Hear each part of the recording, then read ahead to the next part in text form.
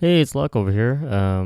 Doing another segment called First Reaction. I think Marco before introduced that. We were just trying to see how we react right after we watch something new. And recently, I did watch Predator and Predators in 2010, the 2010 one.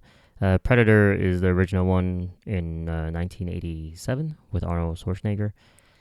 Marco recommended me both of these because he thought he thought they were good, and I was very surprised to see that it was very entertaining. You can't come into these movies thinking that you'll watch something like Oscar worthy, um, and I was fairly entertained by it because it's just a very simple concept in the beginning. Well, I have to remember also, let's just imagine you don't know anything about it, right? So I knew a little bit about, there's an alien that likes to kill. That's all I kind of knew about. But, just imagining myself back in 87 when I go to the movies and watching this. Um, I thought it was very creative to have the point of view of the predators. You look through their eyes, the heat vision that they have, heat vision, thermal something, I forgot now. Um, I I was just trying to analyze like, man, this is actually creative back in the '87, and for Arnold to be in it too, big blockbuster star, and I forget how buff he is. I haven't seen any of his old movies in a long, long time. I need to rewatch Terminator 1 and 2. I missed those. Those are really good movies. Anyways, it was great to be introduced like this. I know I'm a little late right now, but it's cool because I'm 30 years old and watching it as an adult is kind of funny. I would say the one thing that didn't really age well is the guns, the way they shoot their guns. I'm not a big gun guy, but to see some people holding two uh, really big guns with both arms, or just keep shooting with I forgot what's it called, the hip aiming from your hips. Uh, I I don't know much about guns, but I know that's very very difficult to do in general. Uh, I've shot a few before, and that just didn't look right for me. Very funny though, very entertaining, and I get why they did it. Um, so then let's fast forward to the 2010 one. That was the one with Adrian Brody, and I was very surprised to watch that. Very entertaining. The only difference is, well, now they introduced three of them, three predators, and apparently there's some kind of ranking between their, um, I don't know, aliens where they want to kill each other, or it's all about a hunting game now. And it was placed in a different planet. These humans, which Adrian Brody and the rest were dropped in, abducted and dropped into a planet so the predators can kill them or to have fun with them by hunting them. And I it was really cool to watch. Very random that Florence Fishburne was in there. If you guys don't know who he is, he's Morpheus from Matrix, and I was fairly entertained by all of it because it just always kept you on edge to see what's gonna happen next.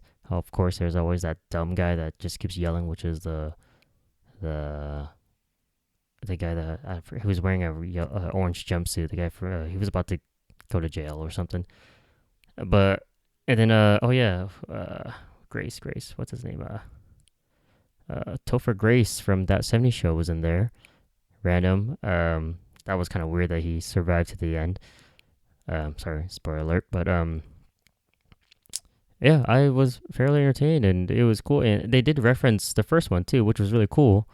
This is coming from a guy that hasn't watched any of it, so apologize to any fans that watched the second one and the others. Apparently, Marco only recommended me these two because 2018, the newest one, he just told me don't watch it, or unless you want to trash it afterwards. But yeah.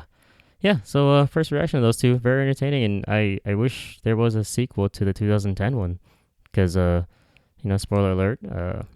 Yes, Adrian Brody kills them, or the group kills them, but they're still stuck in that planet trying to figure out how to get the hell out of there. Oh yeah, and also very funny, very funny typecasting of the Yakuza character. Maybe he had 3 lines, 4 lines when he talks about, of course, the sword that he finds, which is the samurai sword, right? And of course, you have to do that for the Asian character. Um, I was not offended at all. I just thought it was funny, especially when that character comes in, and then you, of course, hear that music. Uh, I don't know how to describe it, but the Asian soundtrack music. I'm surprised they didn't have that other instrument with the nails. I'm pretty sure all the Asian folks will understand what I'm talking about. Traditional Vietnamese instrument that you use nails to on the strings. They didn't use that, but they use other. If I just say Asian sound, I'm pretty sure everyone knows what I'm talking about. And of course, he's wearing a suit because he's from the Yakuza. Barely said any lines until they found a samurai sword, and he talks about the samurai sword. But overall, I still thought it was funny. Well, I thought it was great that he did kill one of the predators. So representing us, that's great. Killed it with a samurai sword, which is awesome. Uh, yeah, yeah, just fun, entertaining. I smiled afterwards, which is always good. But yeah, hope you guys enjoyed our first that for my first reaction with Predator and Predators. And hope you guys keep it safe out there. And I just want to say one last thing. If you guys want to learn more about COVID-19, real sources, I know CNN has a podcast called Coronavirus Fact versus Fiction, and it's hosted by Dr. Sanjay Gupta, which is he's the main doctor guy on CNN. And I think they have daily updates on there, and I just thought it'd be cool to give them a shout out because that's where I get all, or most of my information I get from there, and also I do research. But yeah, guys, keep it safe out there. Wash your hands, do your thing. Yeah, and like what John Oliver said, don't be stupid and don't be racist. Thanks.